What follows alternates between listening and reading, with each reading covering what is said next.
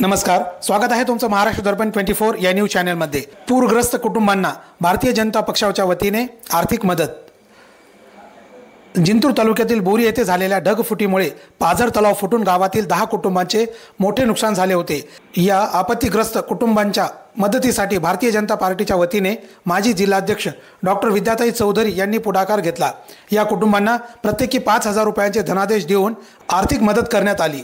या धनादेश वितरण प्रसंगी डॉक्टर कालिदासराव चौधरी, सतीश चौधरी, सुधाकर अप्पा संगेकर, अशोक शिंपले, संगीताबाई अंकुशे, रावसाहेब शिंपले, शिवलिंग अप्पा भिसे, अमृतराव चौधरी, संभाजीराव चौधरी, ओमकार चौधरी, गंगाधर देशमुख, वामन शिंपले, शेख मुसव्वीर, शेख जावेद, संतोषराव चौधरी, गणेश बुलबुले, मुंजा कंठाळे, अनिल चेन, तानाजी चौधरी, पांडुरंग कंठाळे, दीपक प्रधान, बाळू कनकुटे, रामभाऊ चव्हाण, शेख इब्राहिम, ज्ञानेश्वर राठोड, रंगनाथराव काळदाते, गजानन दळवे यांच्यासह गावातील नागरिक मोठ्या संख्येने उपस्थित होते। यावेळी पूरग्रस्त कुटुंबांना झालेल्या नुकसानीचे पंचनामे तातडीने करून नुकसान भरपाई देण्यात यावी यासाठी भारतीय जनता पार्टीच्या वतीने महाराष्ट्र राज्याचे राज्यमंत्री तथा परभणी जिल्ह्याच्या पालकमंत्री मेघनाताई बोर्डीकर यांना निवेदन देण्यात आले आहे।